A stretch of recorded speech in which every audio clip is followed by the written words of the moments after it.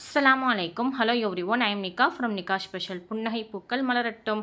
Friends, இன்றைக்கி நம்ம சேனலில் என்ன வீடியோ பார்க்க போகிறோம்னா, இஃப்தார் ஸ்பெஷலாக சிம்பிளாக ரொம்ப கிறிஸ்பியாக செய்யக்கூடிய பொட்டேட்டோ டிக்கா ரெசிபி வீடியோ தான் பார்க்க போகிறோம். அதை பார்க்குறதுக்கு முன்னாடி நம்ம சேனலை இப்போ தான் ஃபஸ்ட் டைம் பார்க்குறீங்கன்னா சப்ஸ்கிரைப் பண்ணிக்கோங்க. பக்கத்தில் உள்ள பெல் ஐக்கானை கிளிக் பண்ணிவிட்டு ஆளுங்க நோட்டிஃபிகேஷனையும் கொடுத்துக்கோங்க.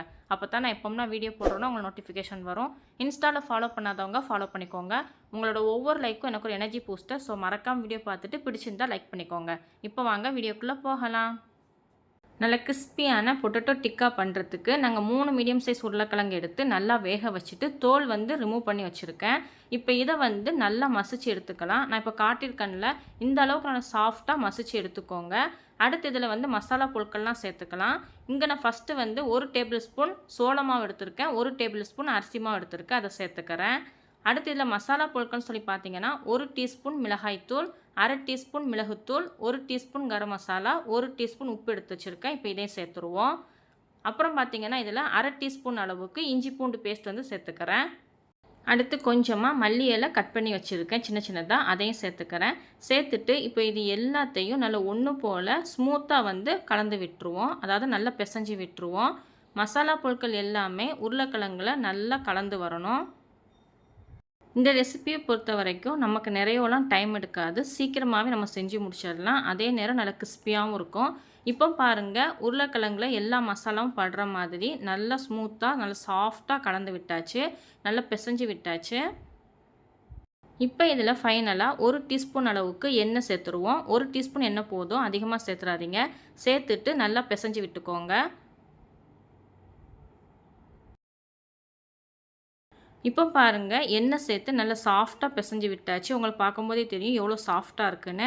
இப்போ கையில் கொஞ்சமாக எண்ணெய் தடவிட்டு சின்ன சின்ன உருண்டைகளாக எடுத்து கட்லட் ஷேப்புக்கு நம்ம உருட்டி எடுத்துக்கலாம். எடுக்கும்போது கொஞ்சமாக எடுக்காமல் நல்லா மீடியம் சைஸில் கொஞ்சம் பெருசாக இருக்க மாதிரியே எடுத்துக்கோங்க. அப்போ தான் நம்மளுக்கு கரெக்டான ஷேப்பில் கிடைக்கும்.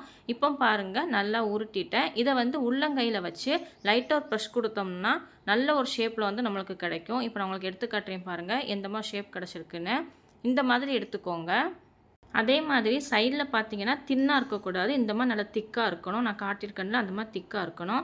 நான் இன்னொன்று எடுத்து உங்களுக்கு ரெடி பண்ணி காட்டுறேன் பாருங்கள்.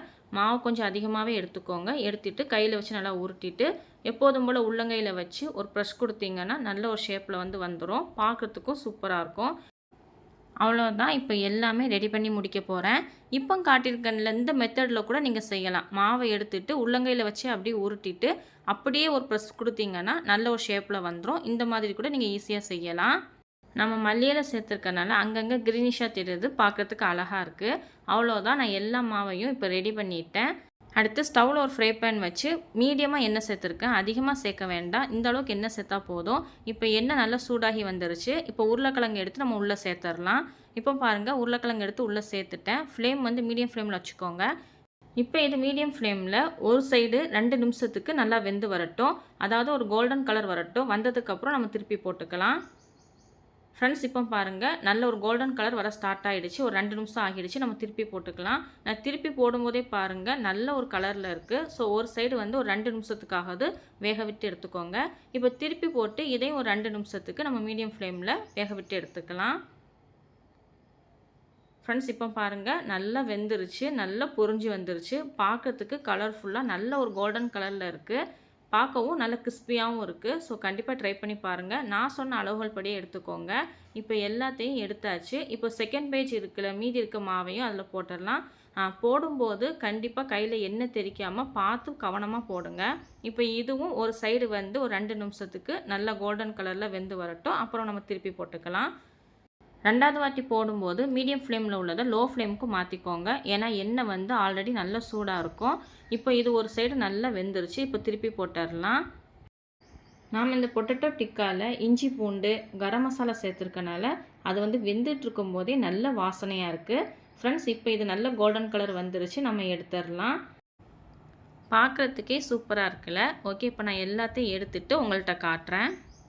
ஃப்ரெண்ட்ஸ், அவ்வளோதான். நம்மளோட இஃப்தார் ஸ்பெஷல் பொட்டேட்டோ டிக்கா நல்லா கிறிஸ்பியாக ரெடி ஆகிடுச்சு. உள்ளே நல்லா சாஃப்டாகவும் வெளியே நல்லா கிறிஸ்பியாகவும் இருக்கும். நான் உங்களுக்கு ஒன்று எடுத்து காட்டுறேன் பாருங்கள். அந்த கிறிஸ்பினஸ் உங்களுக்கே தெரியும் இந்த சவுண்டில். பார்த்தீங்கல்ல எவ்வளோ கிறிஸ்பியாக இருக்குன்னு. அதே நேரம் சாப்பிட்றதுக்கும் சூப்பராக இருக்கும். ஸோ கண்டிப்பாக இஃப்தார் டைமில் வந்து இது ட்ரை பண்ணி பாருங்கள். ரொம்ப வேலைப்பாடெல்லாம் இருக்காது. இப்போ நான் உங்களுக்கு வந்து பிச்சு காட்டுறேன் பாருங்கள், உள்ளே எவ்வளோ சாஃப்ட்டாக இருக்குன்னு. செம்ம சாஃப்ட்டாக இருக்குல்ல. உருளைக்கிழங்குல நல்ல மசாலாலாம் இறங்கி வந்திருக்கு. இது கூட பார்த்தீங்கன்னா மல்லி சட்னி, புதினா சட்னி வச்சு சாப்பிட்டோம்னா செம்மையாக இருக்கும். இல்லைனா இருக்கவே இருக்குது, கெச்சப் வச்சு சாப்பிட்டிங்கனாலும் சூப்பராக இருக்கும். ஸோ கண்டிப்பாக ட்ரை பண்ணி பாருங்கள். ஓகே ஃப்ரெண்ட்ஸ், இந்த வீடியோ பிடிச்சிருந்துச்சு அப்படின்னா உங்கள் ஃப்ரெண்ட்ஸ் அண்ட் ஃபேமிலி கூட ஷேர் பண்ணிவிட்டு மறக்காமல் நம்ம சேனலுக்கு லைக் அண்ட் சப்ஸ்கிரைப் பண்ணிக்கோங்க. தேங்க்ஸ் ஃபார் வாட்சிங். Stay safe. மரம் வளர்ப்போம், இயற்கை காப்போம்.